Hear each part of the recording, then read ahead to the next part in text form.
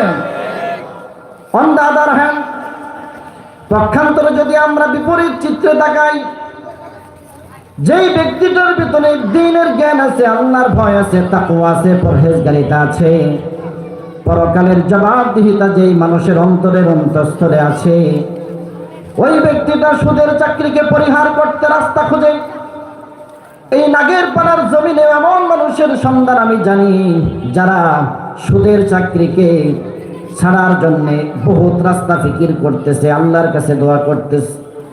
ইদানিংয়ের ঘটনা, কিছুদিন আগের ঘটনা, আমি এমন ব্যক্তিদের সন্ধান জানি যারা ব্যাংকের চাকরি থেকে রিটায়ার, ব্যাংকের চাকরিকে বরখাস্ত করে দিয়েছে, চাকরি আর আমি করব না। কেহ বা এনজিওর চাকরিকে বৃদ্ধাঙ্গুলি দিয়ে আল্লাহর কাছে দোয়া করেছিল, আল্লাহ এই এনজিও নামক এরকম একটি অভিশাপের রাস্তা থেকে তুমি আমাকে হালাল সম্মানজনক একটা পেশার সন্ধান দিয়ে দাও। আমার ভাইয়েরা, আল্লাহর কাছে দোয়া করার কারণে আল্লাহ তাআলা ওই বান্দাকে সম্মানজনক নিরেট হালাল পেশার সন্ধান দিয়ে দিছে। সুবহানাল্লাহ বলবেন না? এই জন্য আমার ভাইয়েরা,